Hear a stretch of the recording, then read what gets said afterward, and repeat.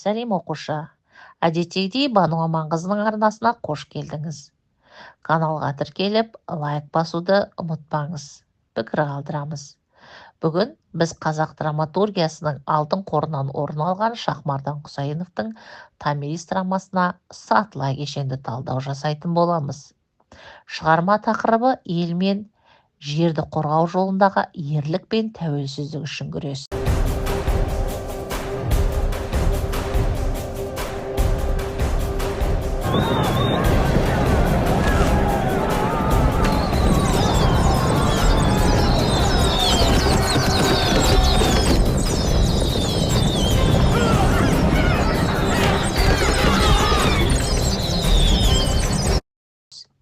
Драманың негізгі идеясы қазақ халқының рухани беріктігі, әйел ананың ер азаматпен тең дәрежеде ел билей алатыны, халқына деген сүйіспеншілігі мен батырлығы. Шығарма тарихи драмаға жатады.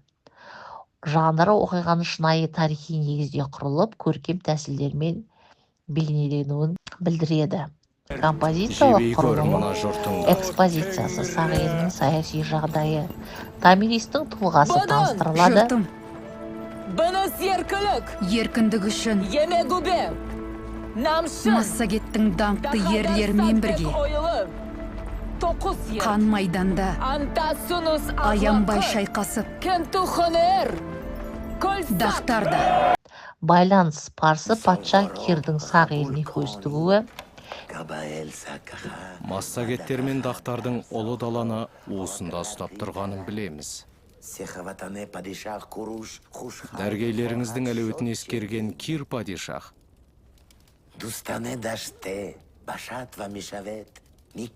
сіздермен одақ құрғысы келеді. Қарчари түрлі керті. мүддесіз одақ болмас. Сонда қандай шарттар қоймақ? шиеленіс Кирдің түрлі айла шараларға ұлы Спаргалистің өлімі,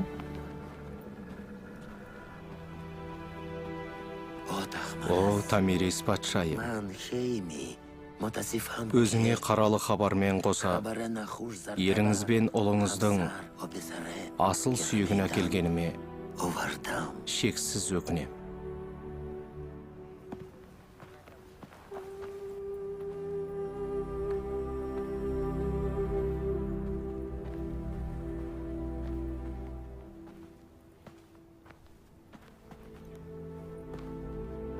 кульминация, Томирис әскері мен Кир әскері арасындағы қанды шайқас,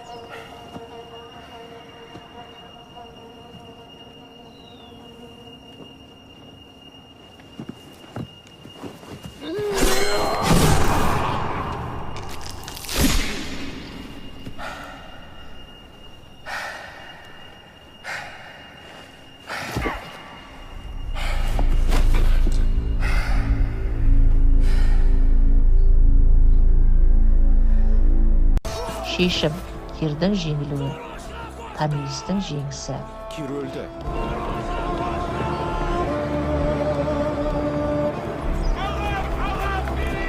Шегініңдер.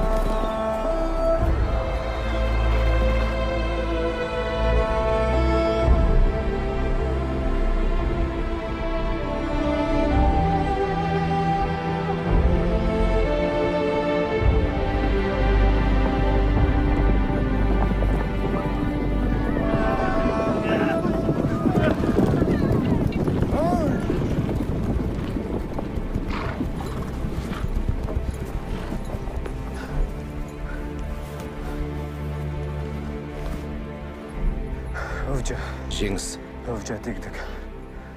біз жеңдік апа. Сана қаңар сусап, Қанға сусап келіп едің, қан қана. патшалардың патшасы. Емті үч, аңы тобу. Ал енді тойғаныңша іш. Жеңіс!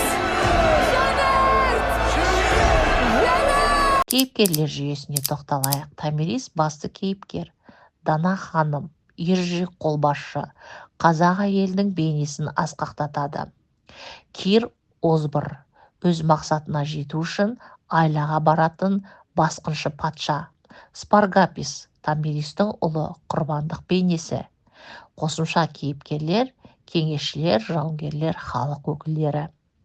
Тілдік ерекшеліктеріне тоқталатын болсақ, шығармада көне сөздер, тарихи терминдер, эпикалық тілдік өрнекті молынан кездеседі. Диалогтар қысқа, бірақ салмақты. Автор кейіпкерлердің сөз арқылы олардың ішкі жан дүниесін шебер ашады. Көтерілген мәселе ел тәуелсіздігін сақтау, басты мәселе. Әйел теңдігі мен көшбасшылығы Томирис арқылы көрсетілген. Ұлттық рух, тарихи жады, патриотизм әрбір сахнада сезіледі. Шахмардан Құсайынов Томирис арқылы ұлттық тарихты жаңғыртып, көрерменге үлкен ой тастайды. Бұл драма тарих пен қазіргі заман арасындағы алтын көпір. Ол бүгінгі ұрпақты елін сүюге, батыр бабалар жолын ұлықтауға үндейді.